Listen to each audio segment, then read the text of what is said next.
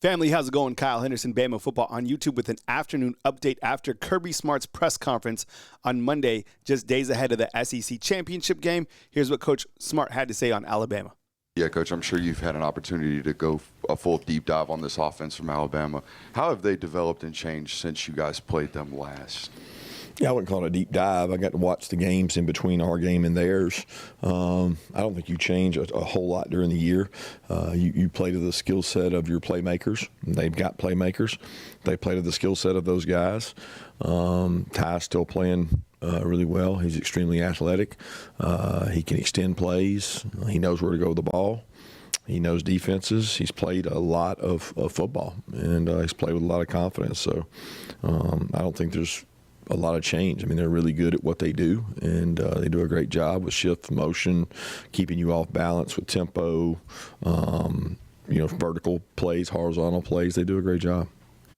Yeah, I think when you look to Alabama right now compared to when they last played, I would say that either teams have more film on Alabama or that Alabama's offense, unfortunately, isn't playing like they were playing at that point of the season. I think that Alabama at that point of the season, they're kind of like a young rattlesnake, right? Like they were just like playing. They weren't overthinking. Now I feel like sometimes they're kind of overthinking. Now I think that they have talent clearly, and Ty Simpson is clutch clearly. Can they kind of find that just who cares mentality and just go out and play? I do feel like sometimes, and let me know if you agree, that they're kind of overthinking things on offense.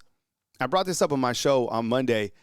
Sometimes Ty is frantically kind of running around, changing plays, talking to everybody, and the play clock is counting down 3, 2, and then they snap the ball. It's like every single time, and it seems like more and more that's the case. I wonder if that's throwing them off a little bit with their rhythm. I don't know. We continue with Kirby Smart. Coach, obviously you've been in a lot of these championship-type moments since you were a coordinator. Just how does experience going into a championship-like atmosphere, championship-like football game, how does that impact your preparation? How much have you kind of learned over the years about, how many random things that can decide these games that you have to prepare for? How has that kind of shaped your process? Yeah, it doesn't change game to game. I mean, championship game is no different than the game that gets you to the championship game, right? We've been playing championship games every week, in my opinion. So, what wins football games doesn't change.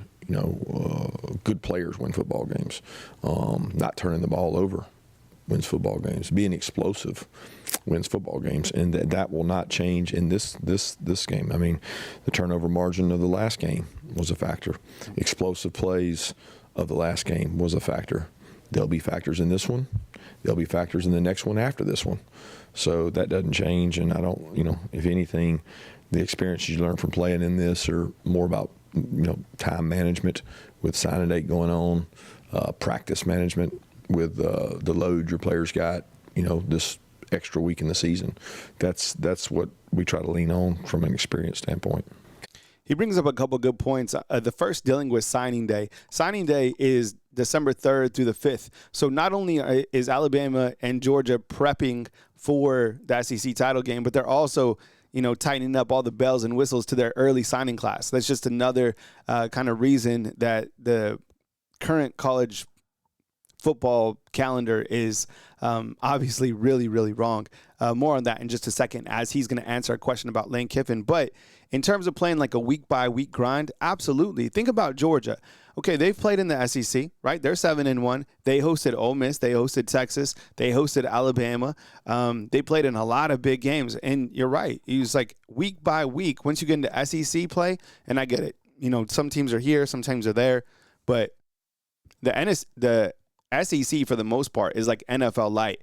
It's any given Saturday. Shoot, did you guys know that Auburn was leading Georgia 10-3 this season?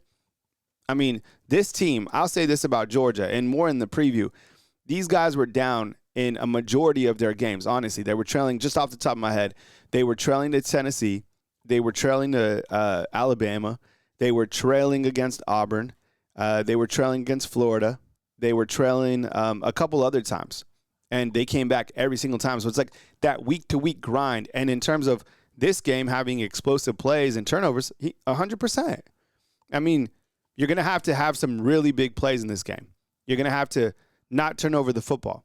Alabama didn't turn over the football the last time that they played Georgia. Georgia did. That was a factor. We continue.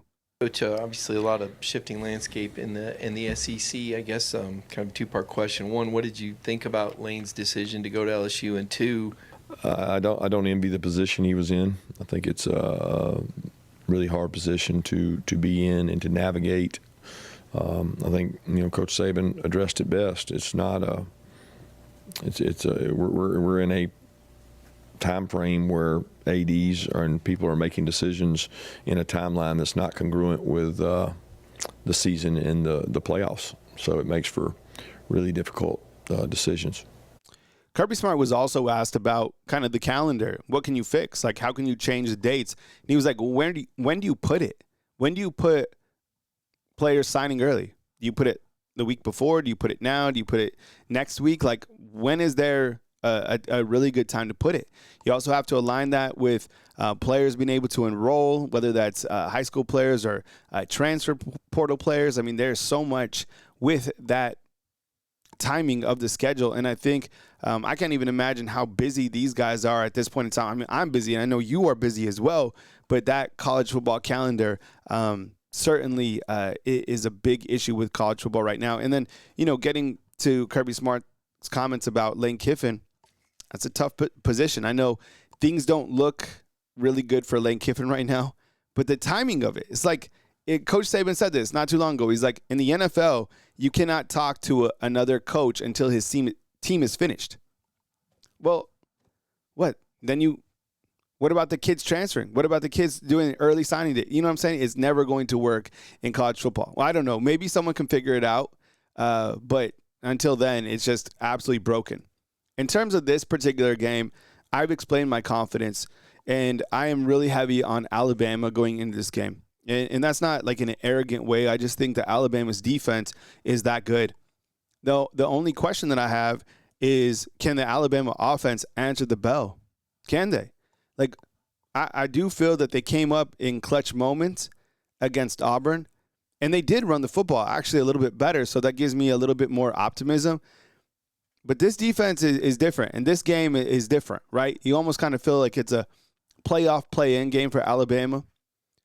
Can the offense answer the bell, man? And I'm telling you what, if Alabama's offense can really get it in gear and have some explosive plays, which this team does not have explosive plays, it's so frustrating.